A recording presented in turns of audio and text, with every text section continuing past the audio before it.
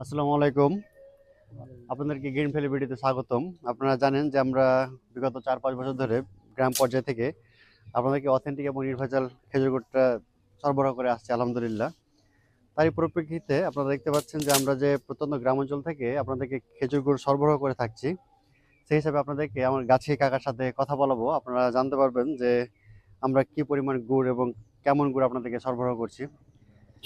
কাকা, আপনার পরিচয়টা দিবেন। আপনার নাম? আমার নাম ইমরান।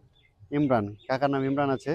কাকা, আপনি আপনার এই জীবদ্দশায় বয়স প্রায় ৬০ প্লাস ৬৫-র মতো বয়স হয়ে যাবে।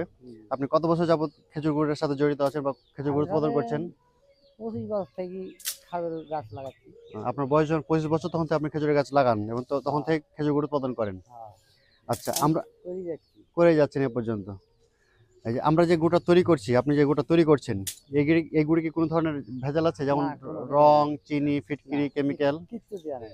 শুধু গাছের কাঁচা রস জাল দিয়েই আমরা গুড় তৈরি আমরা করছি। গুড় তৈরি করছি। তো আমাদের এই নির্ভেজাল গুড়টা কি সারা বাংলাদেশে সবাই খেতে পারবে? সবলাই খেতে পারি। পরিবারের ছোট থেকে বড়, বৃদ্ধ, সবলাই খেতে পারি।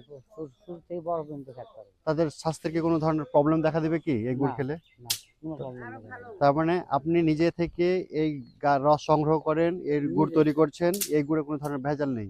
না, কোনো ভেজাল বাংলাদেশে নেই। সবাই খেতে পারবে, ছোট থেকে বড় পরিবার বড় সবাই খেতে ছোট পারবে। থেকে বড় পর্যন্ত সবাই খেতে পারি। খেতে পারবে।